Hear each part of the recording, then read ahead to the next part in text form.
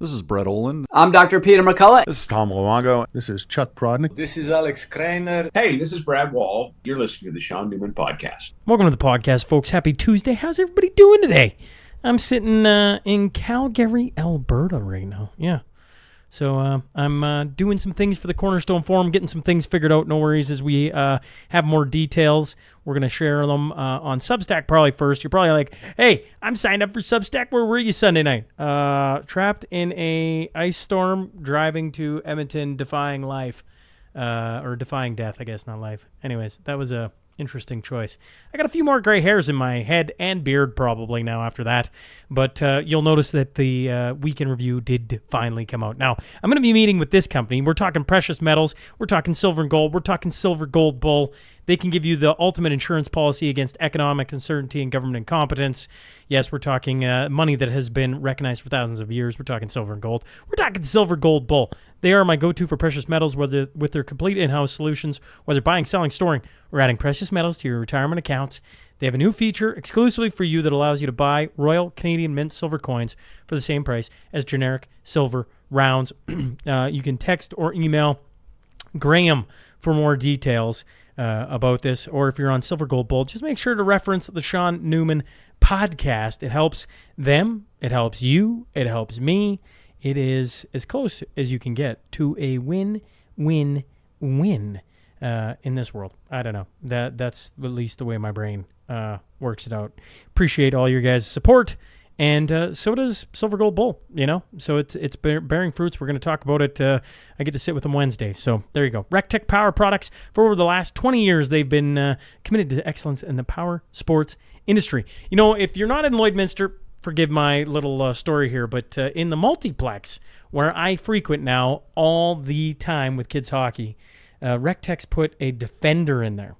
And then they lock the doors, probably for very good reasons. But you know how many kids they've ticked off? So I called Al the other day because my 5-year-old's like, oh, in this thing. Anyways, so I called him. I said, hey, Al, what would be the chances of us taking one of these defenders for a ride? Because Casey won't stop talking about it. And, to his delight, he's like, yeah, you can come, whenever. And I'm like, okay.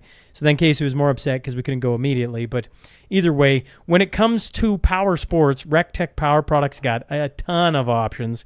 And if you're in the multiplex, that defender is out at RecTech Power. Oh my goodness. Can I spit it out? RecTech Power Products. Ugh. That didn't want to work today. They're open Monday through Saturday. They have a full lineup, folks. We're talking skidoos. We're talking lawnmowers. We're talking snowblowers. We're talking golf carts. We're talking. And the showroom is second to none. And I've had a few different people drive through Lloyd talking about how it's become basically a monument of Lloydminster, Kind of like, oh, hey, there's RecTech. I hear about it all the time. So stop in today. See Alan owns it, or Ryan is the manager there. Tell him I sent you. Ignite Distribution out of Wainwright, Alberta. They can supply safety, industrial oh my goodness.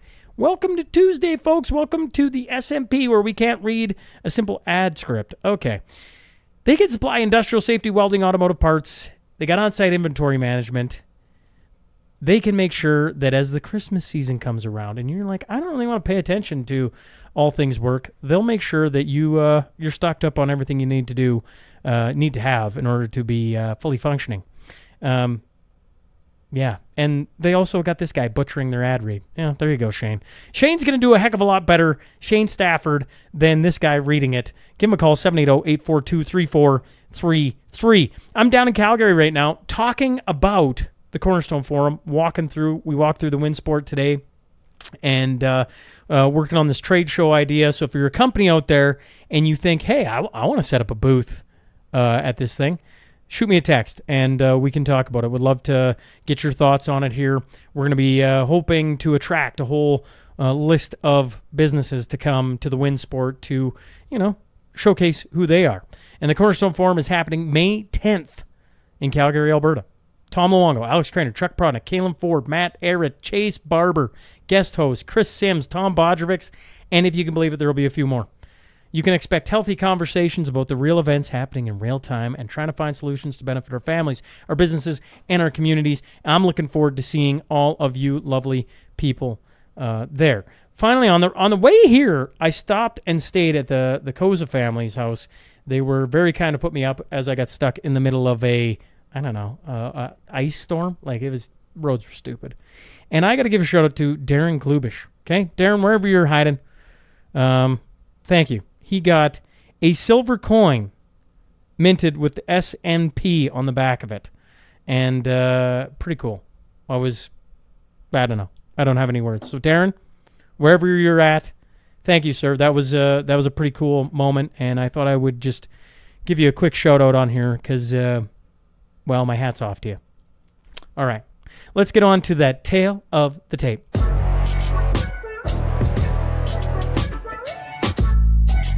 She's a Russian-born U.S. intelligence expert who served as a Russian Doctrine and Strategy specialist in the Defense Intelligence Agency. Now she's written a book, Putin's Playbook, Russia's Secret Plan to Defeat America. I'm talking about Rebekah Koffler. So buckle up. Here we go.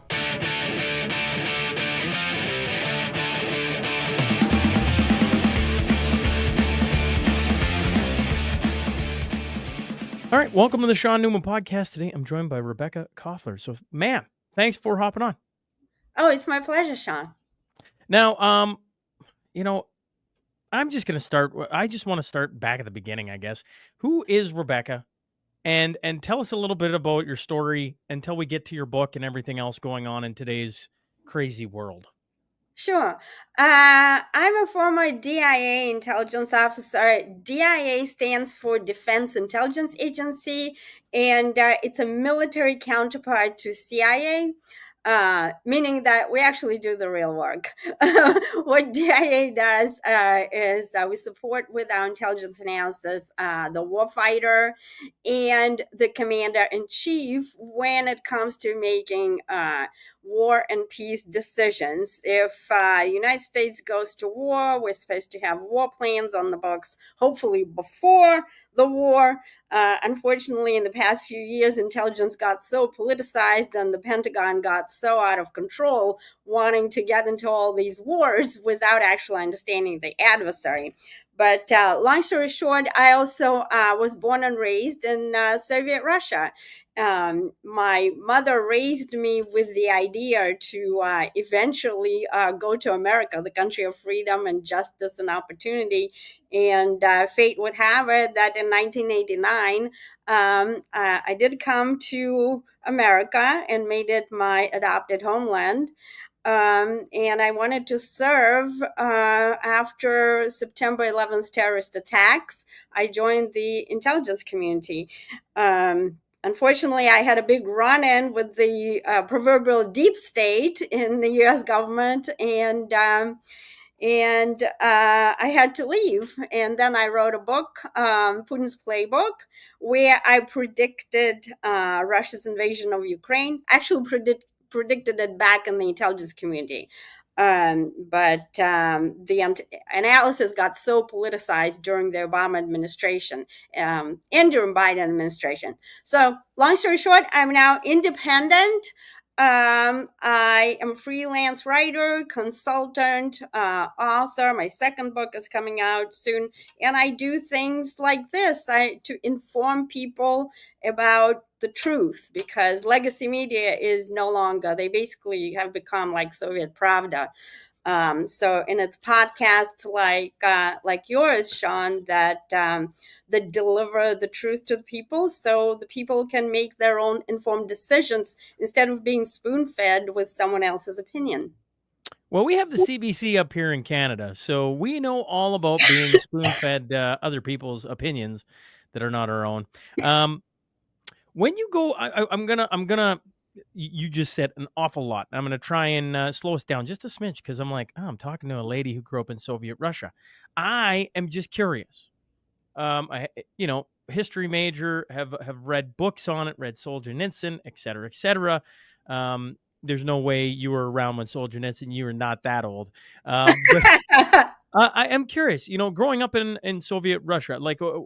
how long were you there? And what do you, I don't know, what do you remember? What stories do you tell to us North Americans who have no clue what was going on at that point in time? I can tell you lots of stories, and actually, this is why all these stories are going into my second book that is called American Bolsheviks: The Persecution of Donald Trump and the Sovietization of America.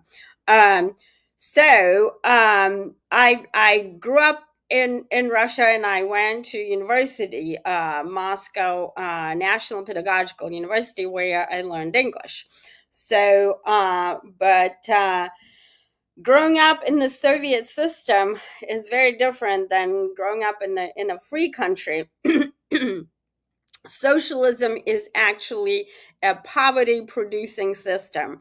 And if I can just tell you a couple of things, like you wanted stories. My teeth were drilled without Novocaine, okay, when I was a child, or ever until I lived there. And if you want to talk about torture, that's torture. They had to strap us in, your hands and your feet so you don't kick the dentist. Why is that? It's because when everything is free, sounds awesome, right? Everything is free. What could possibly go wrong? But when everything is free, nothing is available because there's no incentive for people to produce anything or anything of quality. So whatever is produced, the people who are in control of that particular thing, whether it's a doctor who has Novocaine, whether it's a shopkeeper who has bread and milk and meat or whatever, anything gets funneled first and foremost to the friends and the family, and then the rest of the people are just making do. And to my horror, after 35 years here in America, my adopted homeland has started to look more and more and more like the Soviet Union, the country that I was born and raised in. And I felt like the censorship, and there are other stories, Novocaine's just one thing. I mean, we couldn't speak the truth, very, you're always afraid that the KGB is gonna not like what you say. Everything was your mail, everything is listened to. But again, that's what we're having here, right? The Trump campaign, Sounds was an awful lot like Canada. That's what it sounds like. Yeah, that's what it sounds to me too. I'm watching a little bit what's going on with you guys, and it's the same thing. And it's just that because people don't understand really, and until you actually live under socialism, you have no idea what that means, because it sounds so enticing. I mean, free education, free. I don't know. Everybody has Free healthcare, free childcare, free free childcare. dental, free everything. Meanwhile, you pay for. Yeah, I mean Yeah. that's Canada has a version of that, right? We're not completely there, but certainly we have a lot of free stuff. Exactly, but the result is, and I love y'all's Dr. Jordan Peterson, but Yep. what happened to him is horrifying. All he did was just said the plain truth that a man is a man and a woman is a woman, and he's not gonna like live another person's fantasy by using the pronouns that don't correspond to their gender, and they went after him. Those are Soviet KGB tactics, right? So it's horrifying what's going on. Okay, you left Russia in 1989, correct? Correct. So that's right at the end where everything falls apart, correct? It was kind of like the Soviet Union fell apart in 1991, so it was the beginning of the end, so to speak. Do you? I guess. Forgive me. The Soviet Union went for roughly what, like 70-ish years, maybe six. Yes. Is it 60, 70 years? No, 70 years. 70. It was established. The Bolshevik Revolution was in 1917, and it collapsed in 1991. So if my math serves me I know. right, I'm Yes, 74, hold on, we were 74 trained. years. Shaun, the one thing that was excellent about the Soviet education system, they taught you math. Okay? So 90 minus 17 would be 73, and then you plus 1, 74. We were taught to do incredible things in our brain, and I'm horrified now that my own children can't, like, because they created this other myth here about this education system. Not only they started brainwashing you like they did in the Soviet Union, but they somehow propagated this myth that math is very difficult, and especially girls are not good at math. And I'm like, oh my God, that's horrible. Like, and once you tell people that math is hard, they're not even going to try. And you go to the store now, and if you give somebody cash, a young person actually doesn't know what to do because they can't even like do math in their brain. So anyway, I digress. Let's go back to I'm laughing at myself. Normally, I'm pretty good at mental math, but the audience is getting me on a early morning, I guess. I'm like, I can't, for some reason, I can't put it together. Regardless, all I meant with the whole purpose was 70 plus years of Soviet rule. You left 2 years before it ended. That to me is very interesting. So why 89 and not 85 or not 91 or 93? What, like, was there signs everywhere that things were not going to be good? Or were you like, it was just the time and we finally got out? That's when an opportunity presented myself. Like I said, my mother always raised me with the idea. I have no idea how she came up with it, right? That I need to go to America. I was supposed to learn English, like, since I was a child. She hired tutors for me. The Russian education system starts you off in a foreign language in third grade. Then I went to university to continue studying English. And French is my second language. Usually they give you 2 foreign languages. And in my fourth, I think, year of the university, I went on an exchange program to England. And I wanted to defect at that moment, but I was afraid that my family, that first I would never see my family again, and I had a sister, also, and second, that my family would be persecuted, my mom and dad and my sister. So I came back, but that gave me a taste of what capitalism actually is. Compared to Russia, they had everything in England, like everything in terms of food and things like, and great, like, in contrast to what we were told, by the Soviet authorities. Oh, capitalism is like a deteriorating form of government, they oppress people, this and that. So I came back, finished my university, and then I was working, being a tour guide and an interpreter and translator for Americans. And that's when American tourists. And that's when I met my first Americans. And there's something that they saw in me, and said, Rebekah, what are you doing here? You're a free spirit. You got to come to America. And I said, well, that's impossible, because everything was impossible. In Russia, the first thing that you hear when you want to do something, no, that's not possible. And for an American, like, if you say it's impossible, it's like the other way around. It's like, oh, watch me, I'm going to do that. And they said, really? Of course it's possible. And so they gave me an invitation. There was like a process. There was an invitation. But at that time, also Gorbachev was in power, and Gorbachev kind of loosened the border. And I went through the process. They invited me. I came here, and then eventually, after I spent some time here, I went through an actual the legal immigration process. And I visited Russia, I think once or a couple of times. But then eventually I also brought my sister and my dad here. My mom, unfortunately, died before I was able to get her out, courtesy of the free, wonderful socialist healthcare system, the Russian doctors, basically. Would you say that the Russia today is similar to the Russia you left, or is it completely different?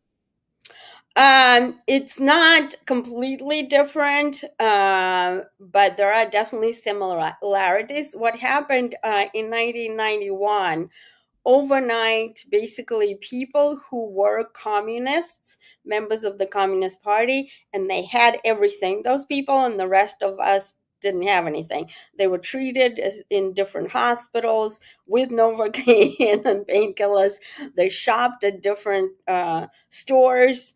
Everything was different for them. But those same people, overnight, they were communists and then they became capitalists. How did that happen? It's because they were in a position to get those vouchers. There was a privatization process. Russia was becoming capitalist.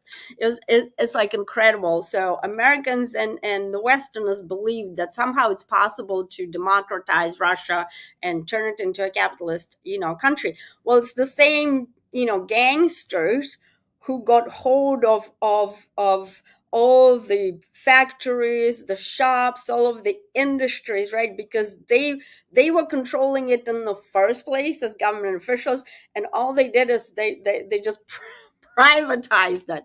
And so the same people now, if you look at Putin and his circle, he surrounded himself with people whom he trusts, and those are former KGB operatives. But those are the same people, when they leave government, they get hold of an industry like the Gazprom, the oil and gas, the military industrial complex. So that part is the same. What is different is that Putin allowed, or rather it began, I think, with Gorbachev. He instituted something called glasnost, which is sort of like a free speech, but it's not really free speech, and perestroika, the reconstruction.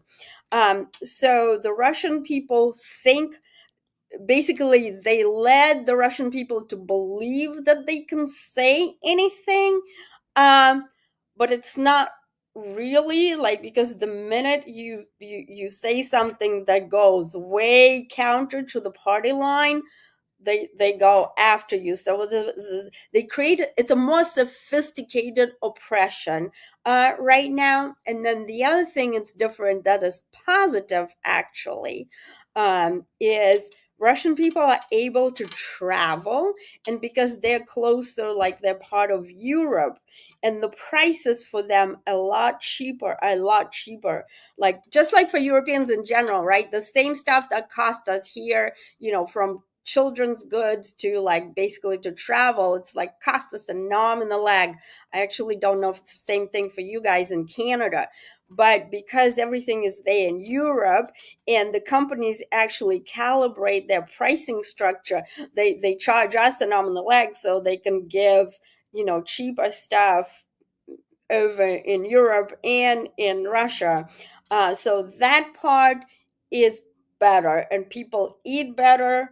There's more of a middle class right now, and Putin actually improved the standard of living tremendously, which is one thing that the Westerners don't understand, and that is why the majority of the Russians love Putin, believe it or not.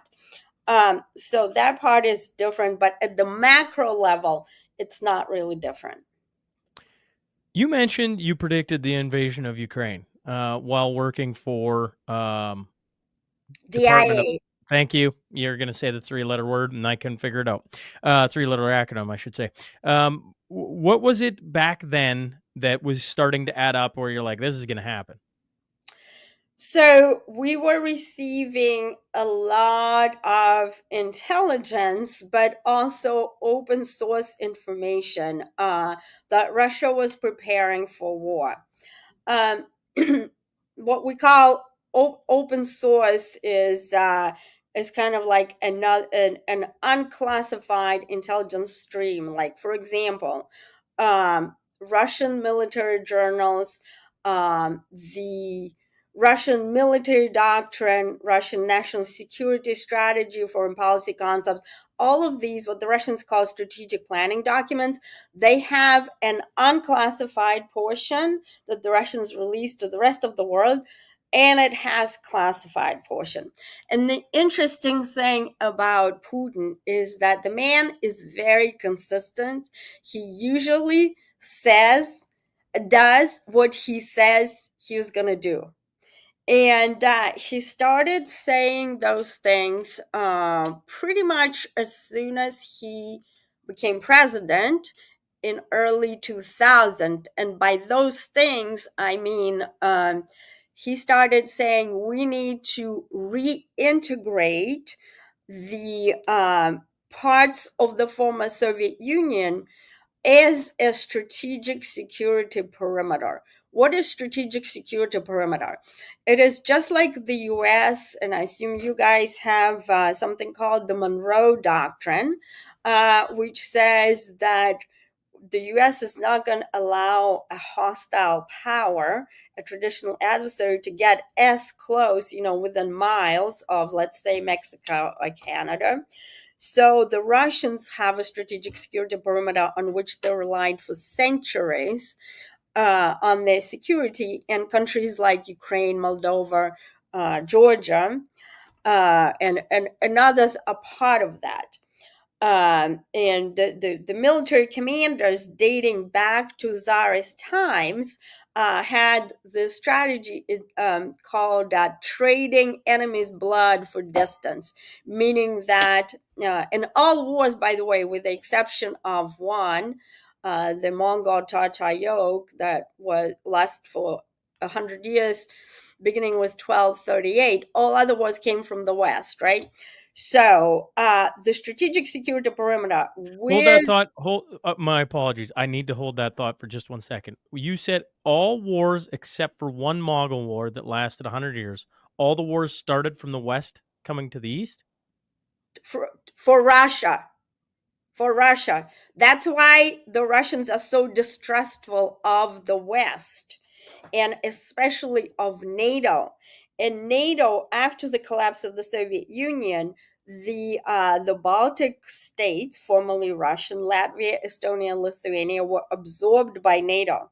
And what that did is, and so was like Poland and Eastern Germany. Those were not part of the Soviet Union, but they were in their sphere of influence, right? The Eastern Bloc. So what that did was Russia's strategic security perimeter reduced from 1,000 miles approximately to 100 miles. Okay. And that was an unacceptable level of proximity for any military commander. Mm-hmm. Like if the Russians did that, Yeah, if they did it to the United States, hopefully we would fight tooth and nail as well, right? That's why Putin keeps talking about the nuclear weapons. Well, if that happened on our side, I would hope that we would also signal to the adversary that we will sure as hell use nuclear weapons if you keep getting closer. So, but he wasn't listened to, right? Because there's a group of people who are in charge, in the United States, you can call them the deep state, the neocons, whatever, they believe. In that part, I haven't figured out, maybe you can help me figure that out, whether they genuinely believe that they want to democratize these countries and they believe it's possible, because I know Ukraine is not a democracy and it probably will never become one, right? So I don't know whether they truly believe it or whether they just want to really use countries like Ukraine to enrich themselves, right? Because we provided $200 billion worth of military hardware to Ukraine only for the country to be decimated. It's ceasing to exist right now. So while our military industrial complex is enriching itself, the Raytheons, the Northrop Grumman, Lockheed Martin, their stock is up, right? So anyway, so that's how the collision happened. And you asked me, so, and that's what I saw. Putin was preparing for war, not because he was going to invade the United States or Canada or any NATO country, but because he foresaw that NATO is and the US are not going to stop. They're going to keep coming and keep coming, getting closer and closer into his backyard. And eventually he's going to have to act. And he kept saying, Ukraine is a red line. Ukraine is a red line. Ukraine is a red line. We gave him this, right? Everybody said, shut up. And then February 2022, boom, he invaded. And now he's saying the same thing, by the way, nuclear weapon, stop arming Ukraine, stop arming Ukraine, stop arming Ukraine. What do? Biden authorized Zelensky to use US attackers to strike.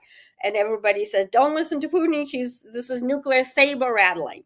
And I'm saying, aren't you people like, don't you understand? Like, can you look back and see what happened? Every single thing he said, he actually did. So, and that's what I saw back in the intelligence community. And I actually briefed Obama's White House National Security Council, not just once, but multiple times at highly, highly classified level, way above top secret.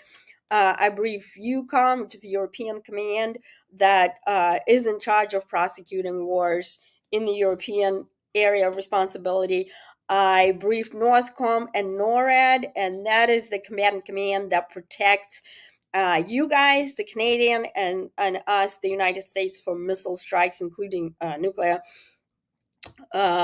from the adversaries, and strategic command, and scores. But nobody wanted, like Obama said, we're not going to go to war with Russia. Why are you telling us about war with Russia? And I said, well, you might not plan to, but they think there will be a war, inevitably. You might want to listen, but no, they didn't want to listen, and they yawned. And eventually I was booted out. Yeah, I was gonna say you're Yes. saying things. I'm like, okay, but wait, Yes. folks, you had a run-in with the deep state. Correct. What is the run-in with the deep state? What did you do? Oh, well, that's what I did. I actually described everything in my book. I kept, because as I said, when I was growing up in Russia, my mom drilled into me that the United States is a country, where you can speak truth to power. It's a country of justice and freedom. And so, and I assumed as an intelligence officer, you do speak truth to power. But unfortunately, at least in the US government, it's a myth. There's no such thing as freedom of speech. If you say something that goes counter to the narrative that those people who are in charge want to deliver, then you're dismissed in various horrible ways. And one of those things, like, during Afghanistan, we had people who were, speaking truth to power, or during Syria, right? But Obama did not want to hear that the problems in Syria and Afghanistan. So certain people were dismissed. But my case is not the only case. I mean, remember what they did with General Flynn, who's my former boss. I was in his chain of command. They went after him, almost jailed him. He was bankrupted. There were plenty of people, so eventually they staged like an operation against me to get the justification. It's a playbook, right? There's a playbook. They yank your security clearance to make you unemployable in your field, but the way they do it, they make a justification. They accuse you of certain things, and because the national security law is structured in a way that you're guilty until you're proven innocent, they don't have to prove anything, the government already. And I didn't understand that. I spent, tens of thousands of dollars on attorneys thinking that this is BS, what they're trying to say. But no, it didn't work, again, because there's a dual justice system, and we just saw that with Hunter Biden, right? So, but it's even worse for people who are working in the national security and the intelligence field. I'm starting to like, you're not the first person I've had on now that has like, you work for 3-letter agencies. I'm pretty skeptical of 3-letter agencies. I'm like, this is, like, I mean, we're sitting where we're sitting because of 3-letter agencies, among other things, right? And then I listen to you and I'm like, and they found a way to get rid of you. So you go like, Obama's saying, we're not going to war with Russia. Okay. We're not going. What are you talking about? Yet they systematically removed you because you were warning about going to war with Russia. Essentially, I mean, there's probably more to it, Rebekah, but that's the way I hear it, and I'm like, well, so then they're very strategic in that. Let's remove all the people who are going to make any sense of this, so that we can go to war with Russia. Like maybe I'm making it way too simple. No. You exactly. You just nailed it, Shaun. Here, and there was actually in the run up to when President or candidate Trump was actually running his campaign. So during that period, DIA was purging Russia analysts, honest Russia analysts like myself. So 2 reasons why, like, you made it simple, but I'm going to add detail and nuance it and explain for your listeners.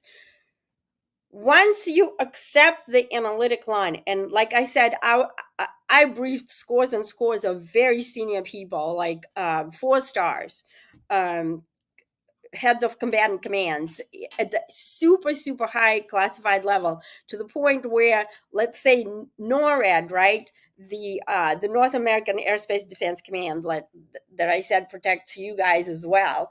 It's co-located with Northcom. The Northcom commander is a 4-star general. His deputy typically is a Canadian, and he would be like an equivalent of, let's say, a 3-star.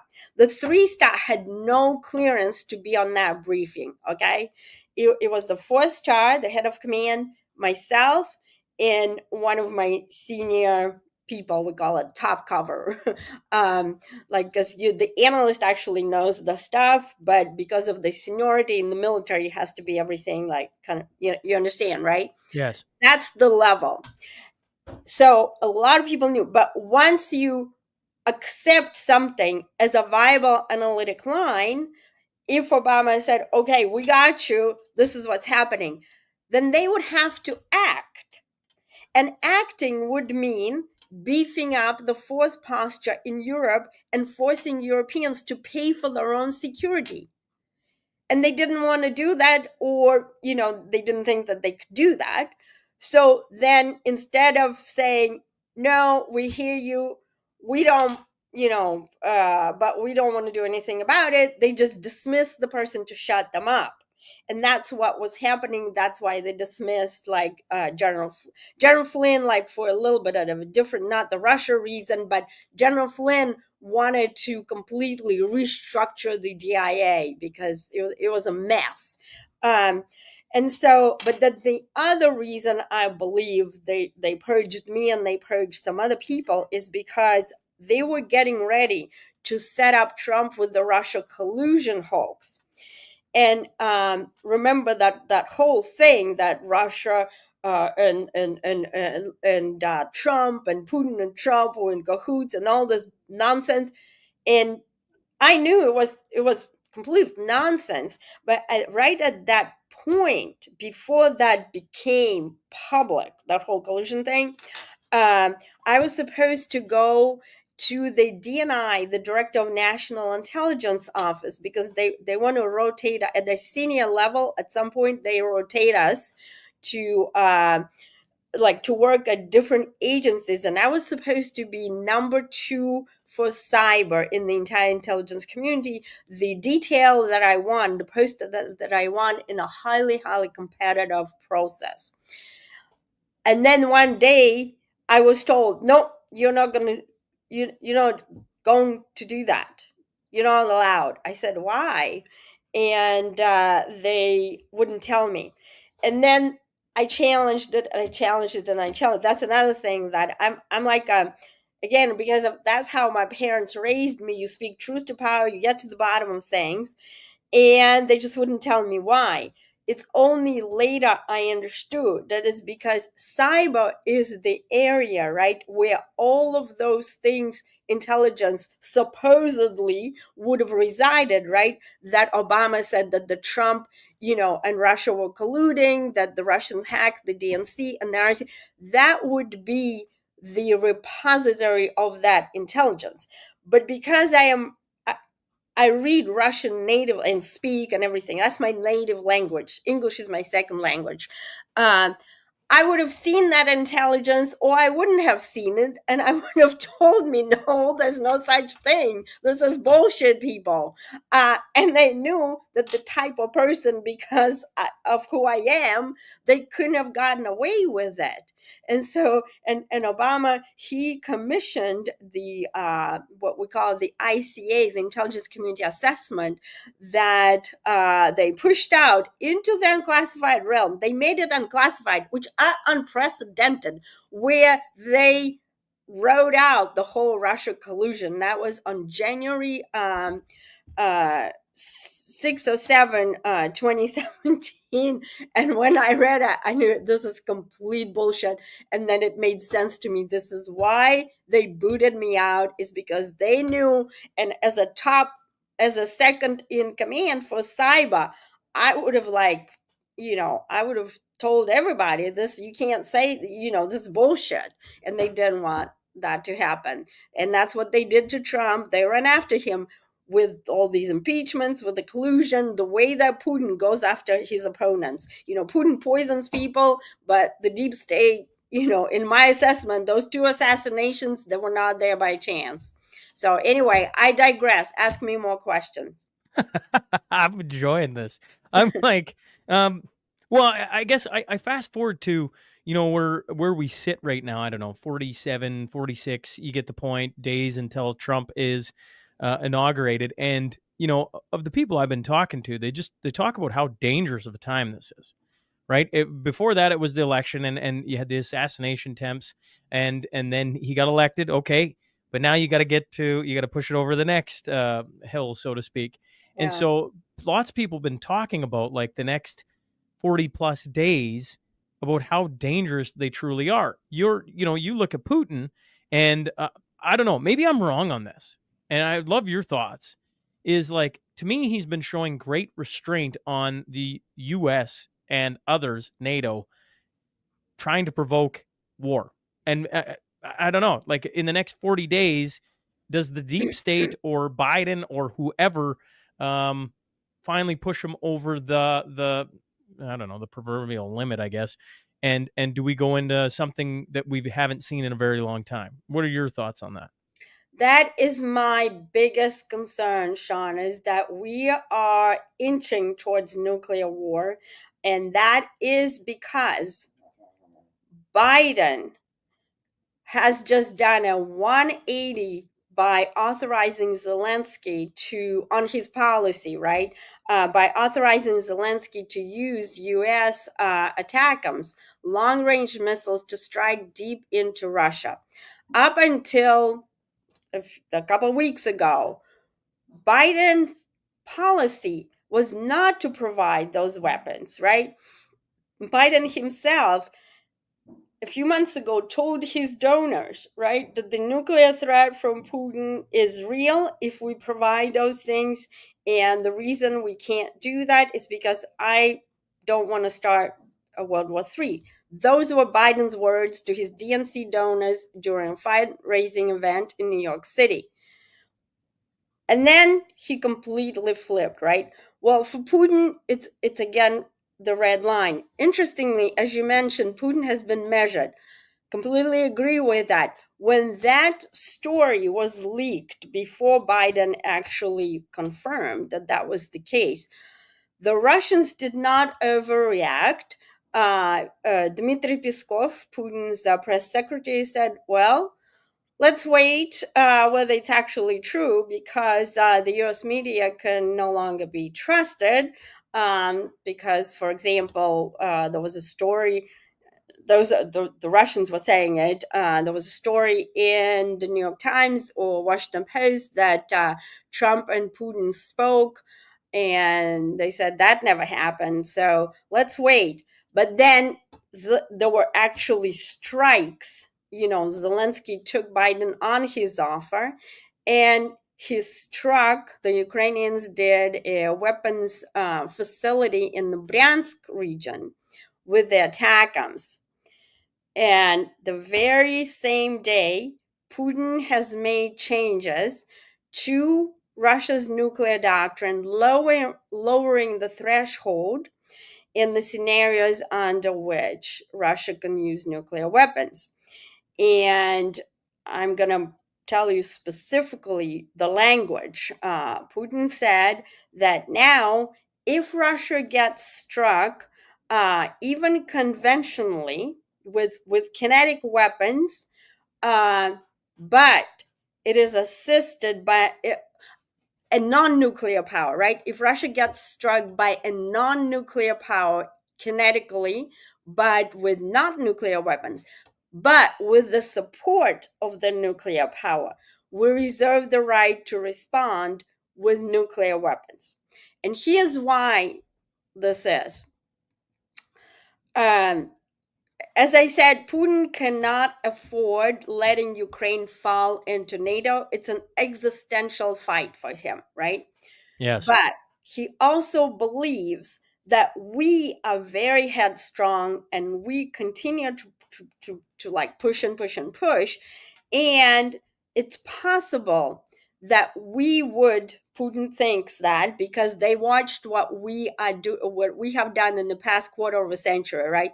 Iraq, Afghanistan, Syria, Libya, and it all started with Kosovo, right? Yugoslavia fell apart, and we removed Saddam Hussein, we removed Muammar Gaddafi. He saw all of that happening, and then coupled with the rhetoric that comes out of the White House and the entire Washington, Putin is a warmonger. He cannot remain in power. That convinced the Kremlin, including Putin, that we want regime change in Russia, which I confirm the deep state, that's what the deep state wants, because foolishly they think that there will be some other magically a nicer person than Putin.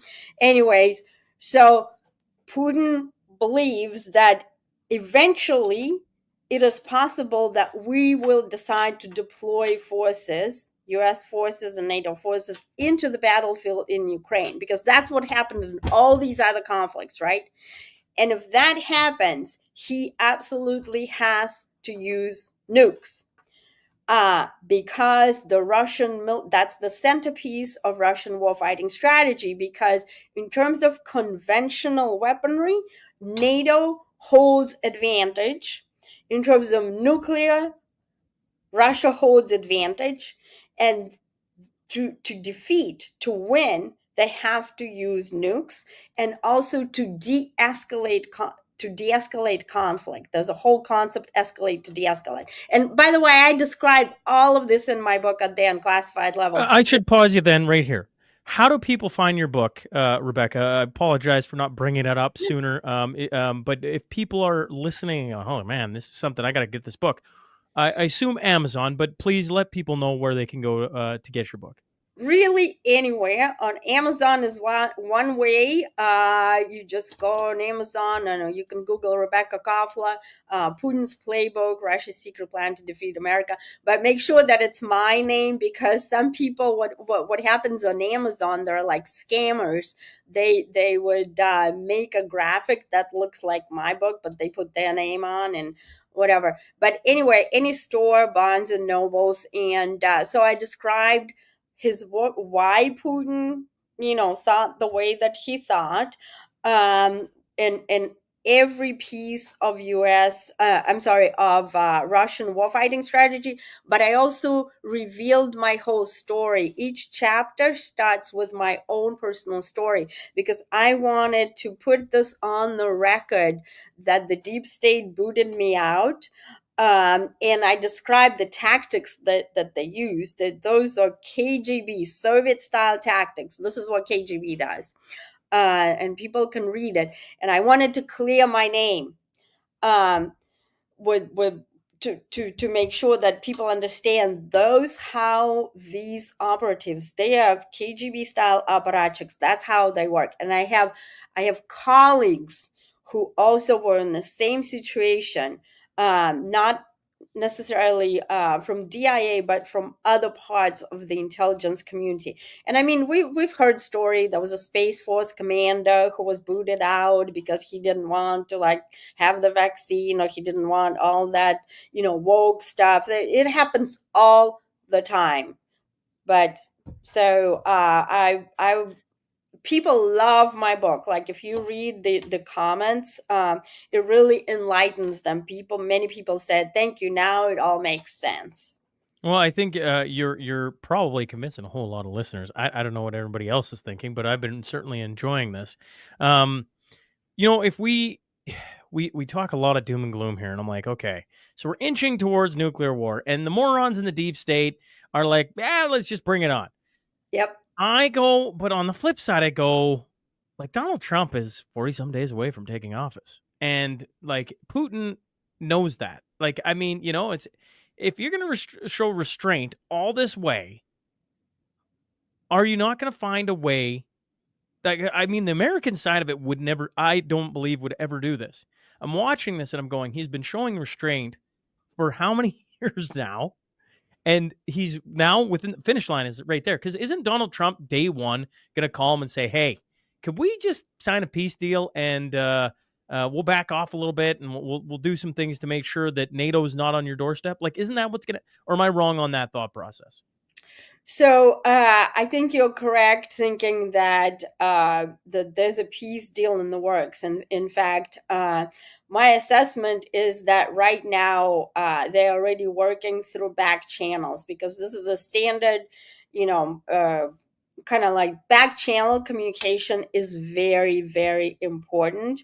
It is my assessment that, that Tucker Carlson is now in Moscow. Yeah, I've seen that. Yes, my assessment, and I know a lot of people hate Tucker Carlson, but it is my assessment that Tucker is part of those back channel of communications. Why are back channels important?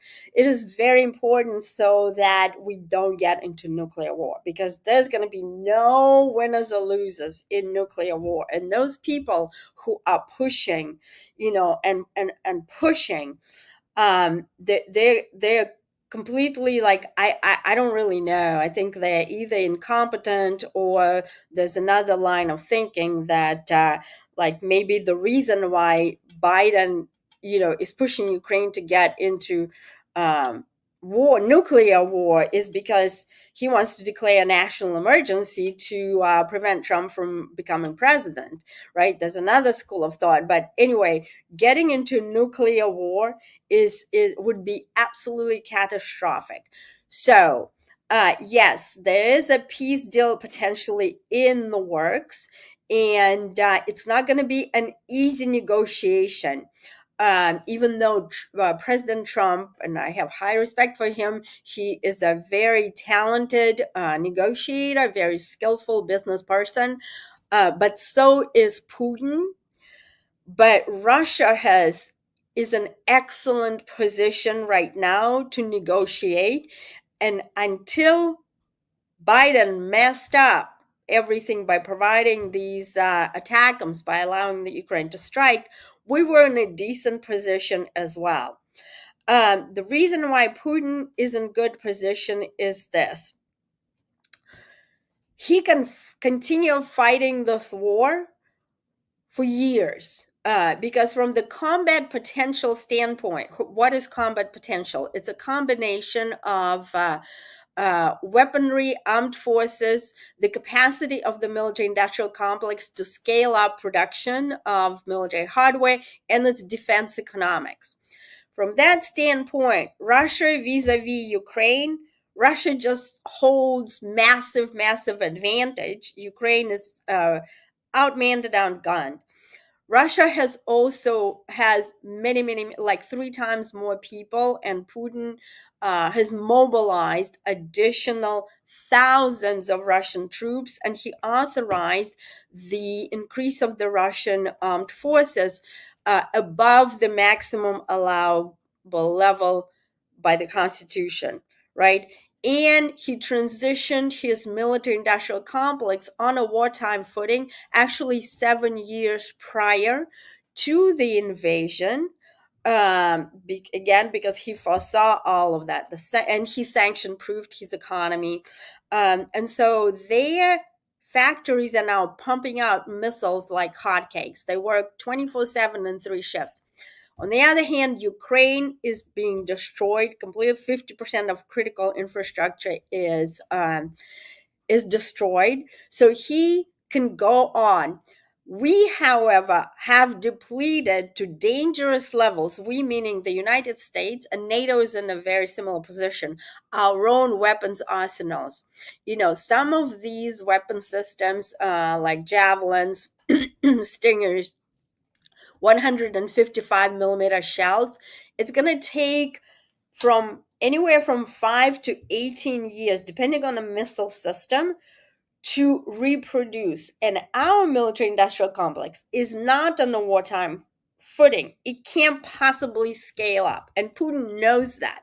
And so when General Kellogg, whom Trump appointed as the envoy, General Kellogg's position is, we're going to tell Ukraine that we're going to stop providing them weapons if they don't sit down to negotiate. And we're going to tell Putin that we're going to continue to arm Ukraine if he doesn't sit down. Well, guess what? Putin knows how many weaponry we have, okay? And we have China breathing down our throat. Why is Putin now creating this huge coalition with North Korea, with Iran? And by the way, 10,000 troops of North Koreans are fighting. Why? It's not because Putin needs North Koreans, like the Western media says. Oh, Putin now is running out of people. That is complete BS. He's doing it to give combat experience to North Koreans because he is foreseeing World War III. He doesn't rule that out, okay? He's always thinking worst case scenario. And when that happens, because if we, God forbid, deploy forces, then all these other countries, North Korea, Iran, China, they're going to be fighting on Russia's side. So Chinese need combat experience. So all of these things. So it's not going to, wrapping all back up to the peace plan. Unfortunately, Ukraine is going to have to cede territory, at least 20%. It's going to have to, we're going to have to give legal guarantees to the Russians that Ukraine will never become part of NATO, and like some other things. I know for a fact that people surrounding Trump do not want to give those concessions, because they will, have egg on their faces, right? Because look at it this way. After almost 3 years, 1 million dead between Russians and Ukrainians, we have provided $200 billion to Ukraine. This has been a gravy train for the military industrial complex. And now we're going to give 20%. So Ukraine is now in the worst position than it was in the beginning of the conflict. So the Pentagon is going to have a huge egg on its face, and I know they don't want to do they don't want to do that. So I think they're going to try to prevent Trump from striking that type of deal. That is my assessment. I'm just Joe Blow civilian here. Who cares about the egg on the face? I don't want nuclear war. I don't. I know, but the deep state cares. But the deep state cares, because yes, I'm sitting here going, I guess I'm just doing simple math. I always try and boil things down to simplicity, and then I'll allow Rebekah to just blow it up again. Okay. I love it how you do it. By the way, I love it how you condense and make a very short, a concise, and very descriptive and perfectly accurate statement. Love it. We'll see. We'll see if my analysis is right again. I see Putin, you just said he prepared 7 years before he invaded. Okay. He took 7 years, folks, to invade, knowing that it was going to reach a boiling point and then he was going to have to strike first, and he goes. And now it's not like he's lost 2 men. He has lost a crazy amount of people, right? But you go, but he can do this for how long? A long time. Plus, all of his industry set up the same, in wartime measures. And you go, he is 40 days away from having probably exactly not what I don't know if he wanted it from the start. I'd leave that to you. But certainly under the circumstances of possibly nuclear war, he could possibly just be like, listen, Ukraine, this is coming to us. NATO, no longer there. And if I'm Trump, I'm going, yeah, that makes sense. Okay, done. And I understand the deep state doesn't want that. But I feel like as we inch closer to nuclear war, I also think, man, we are so close to having peace between Ukraine and Russia.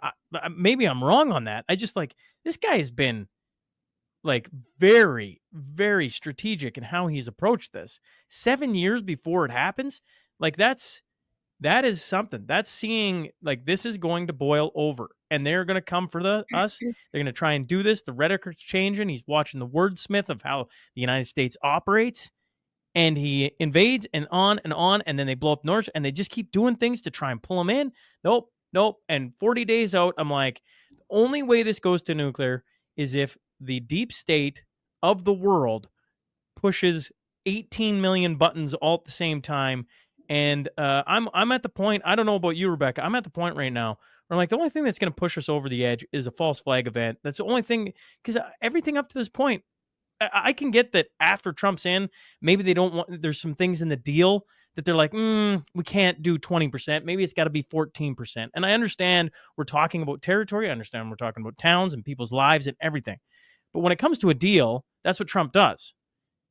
In the next 40 days, Trump's not at the helm. And so I go, I don't see Putin, pushing the button because he's so close to peace. He's so close to talking to the guy he wants to talk to. So it's got to be the other side that does something that absolutely galvanizes the world into this has to be done.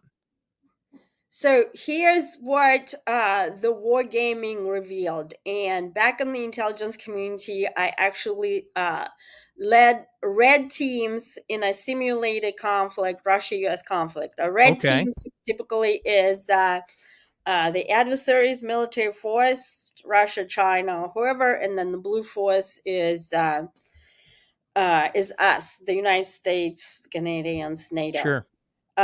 So the wargaming has revealed that if we are going to get into direct kinetic war with Russia and it goes nuclear, and at that point, if we actually do, then it has to go nuclear for the reasons that I already explained in the beginning.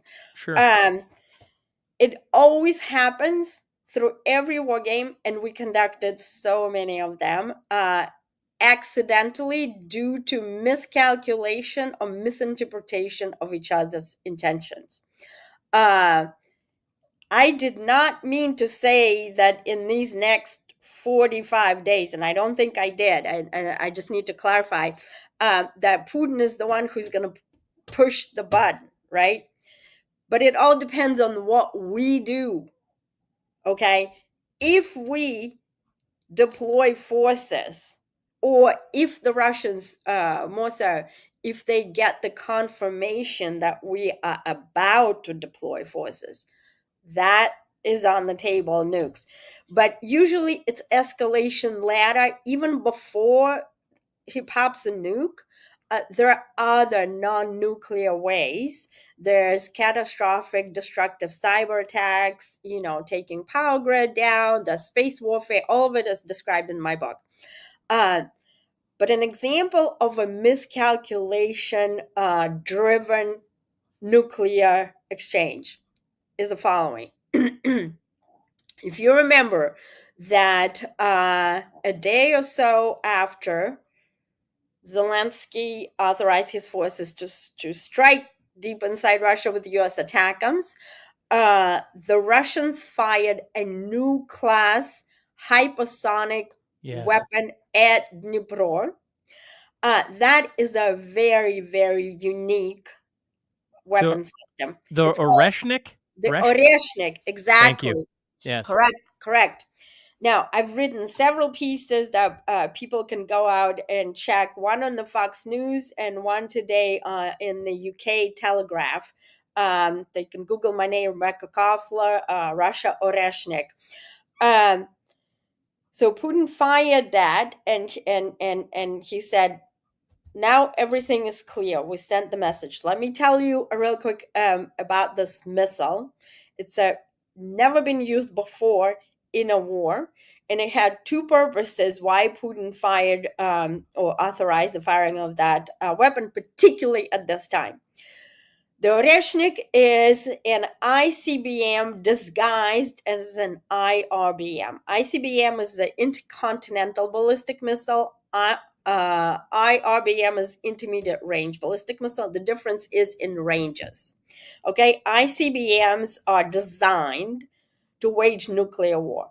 We have the United States and Russia continue to point ICBMs at each other today on high alert. Okay, so the Oreshnik, the way that it is designed, it's based on an ICBM called RS-26 Rubesh, which is an ICBM, the guts of that missile system, which means the sensors, the electronics, the data acquisition capabilities to make sure that the missile flies at the right trajectory to the designated target. That is all that of an ICBM.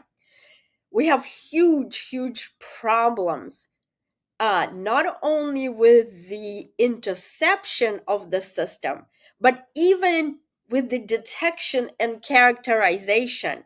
Why is that? Is because our intelligence systems, the missile warning systems that consist of satellites, hosted payloads on the GPS, radars, and various other things.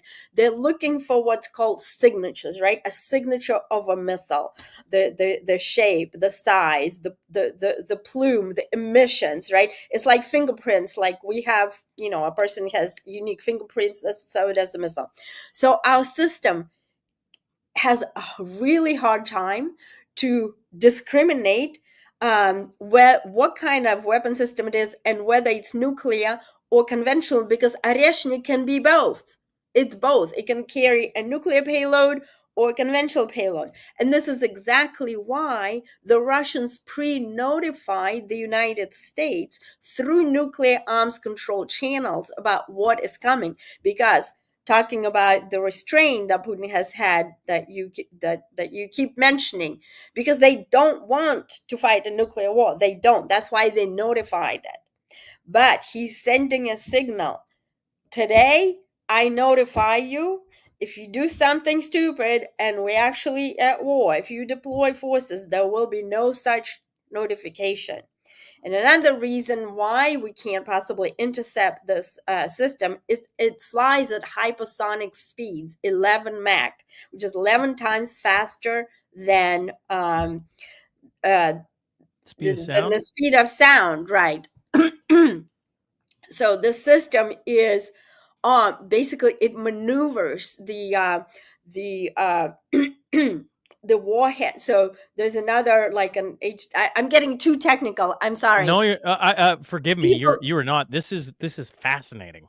Oh, okay. It's my thing. I'm a weapons person. Love it. Like, that there's this song by Leonard Cohen.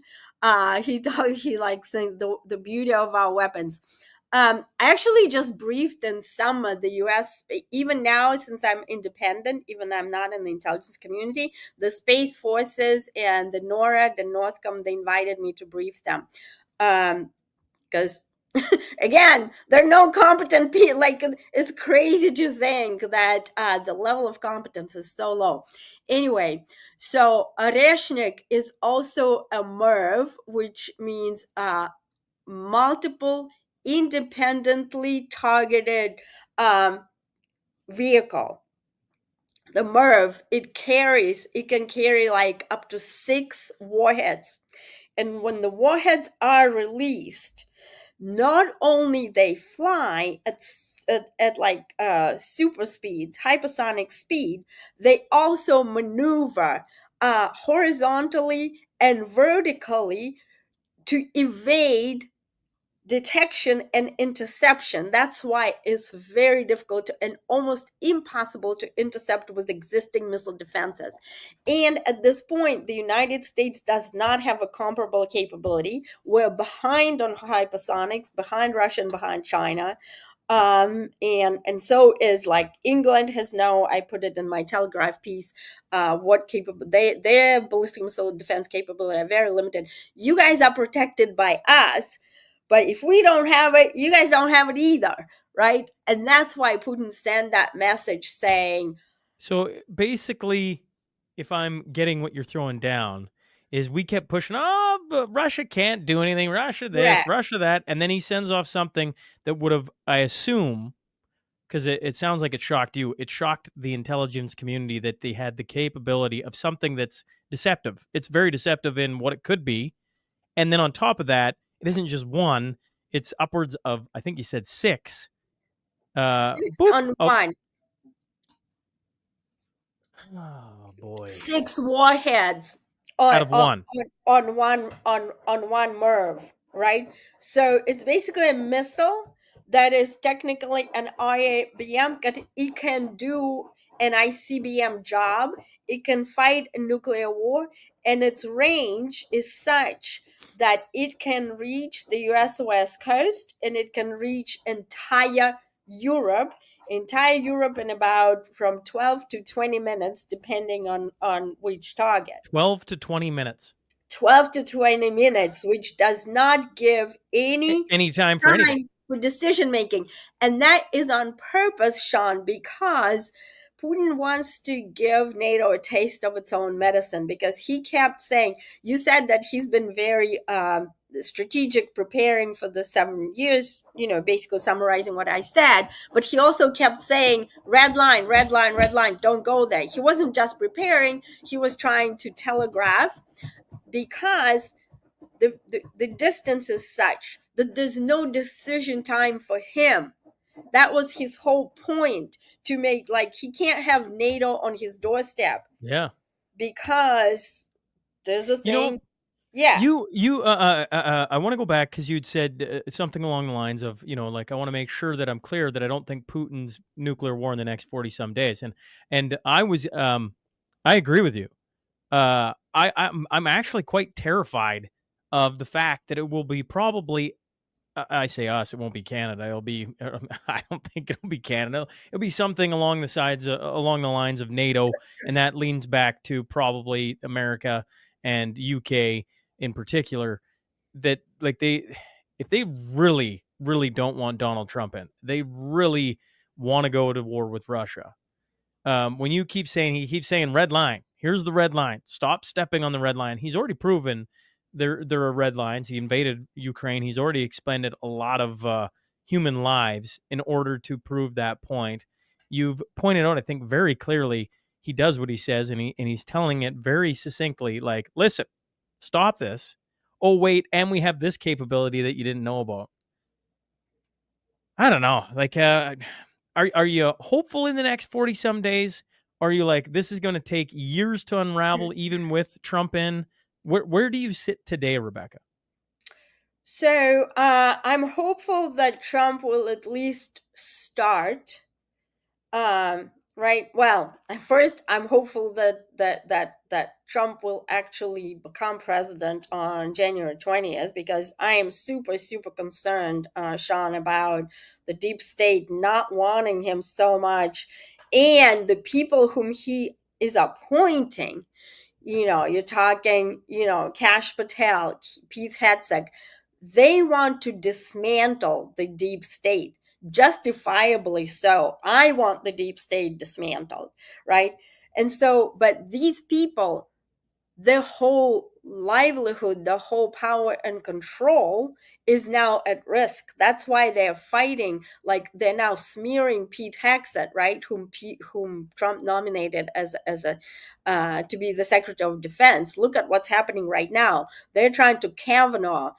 Kavanaugh is the judge. Kavanaugh, right, that was accused of like rape and all kinds of nonsense. That's the playbook.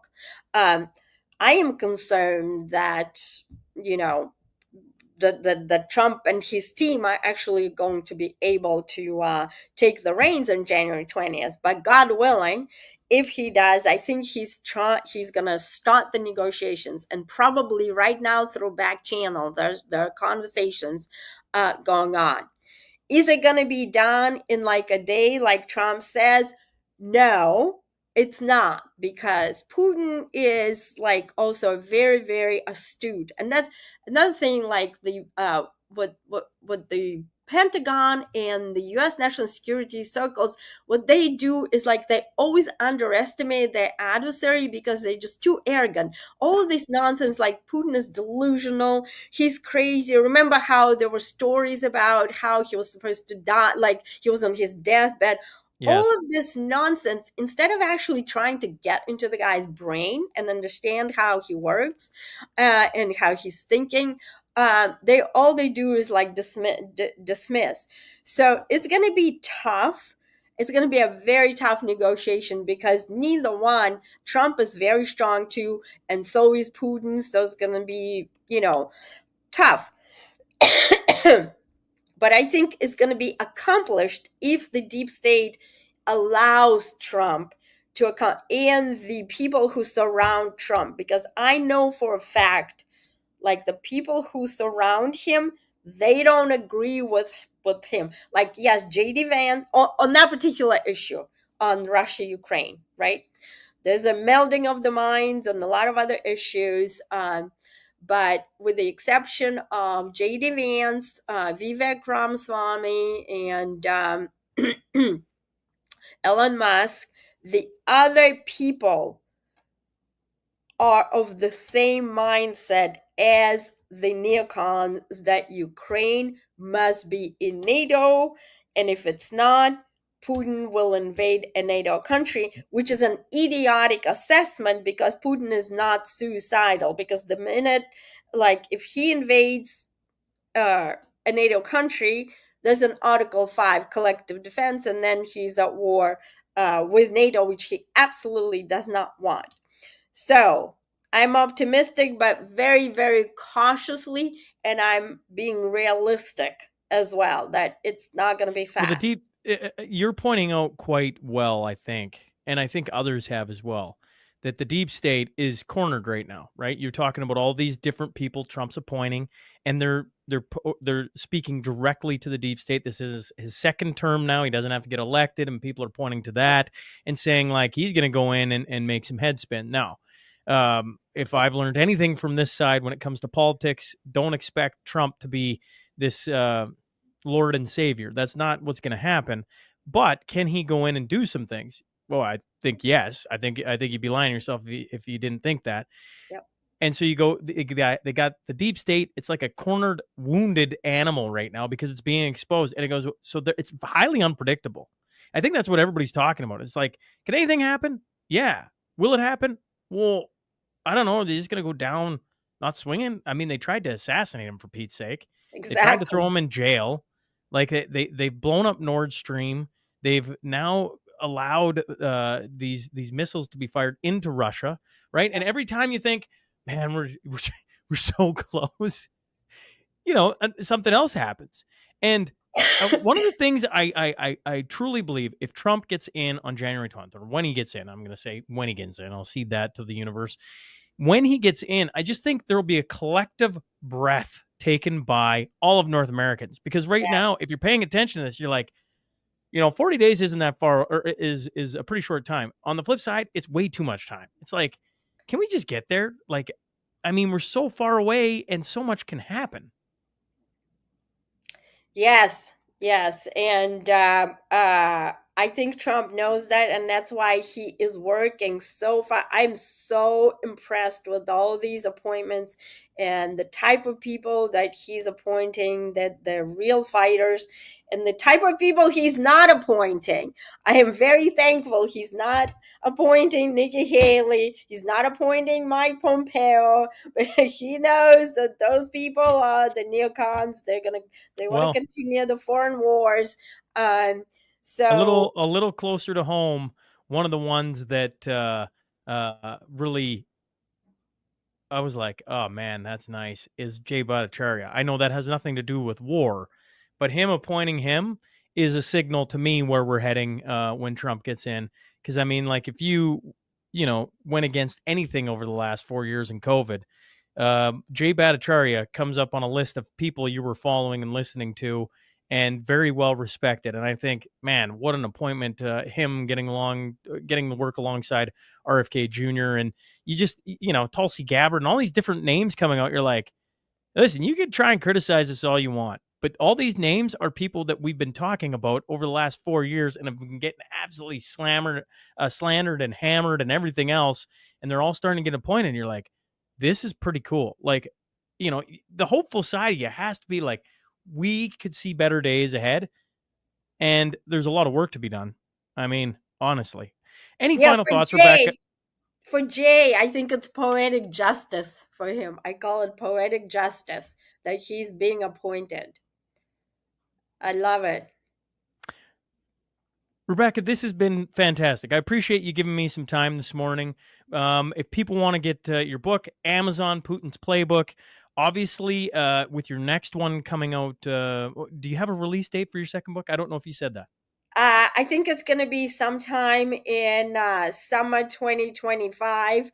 I'm a little bit behind submitting my manuscript because, of this war, all of a sudden, like, my workload jumped up.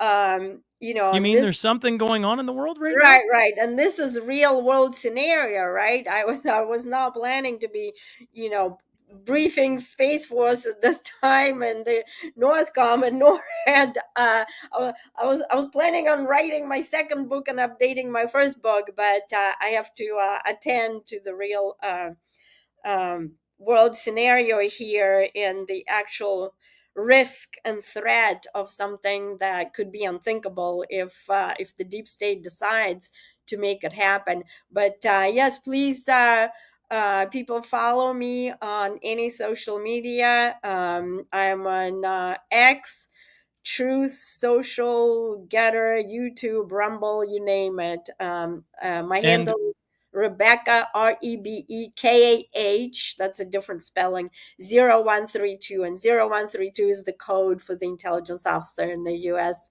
GS system. That's why it's Rebekah 0132. Well, I appreciate you coming on, and would love to have you back on when your next book is released, or in the lead up to it being released. I think you've probably convinced a few people, or maybe a lot of people, I don't know, to go grab your latest one, Putin's Playbook. Thanks again, Rebekah, for doing this, and well, hopefully we'll chat soon. Of course.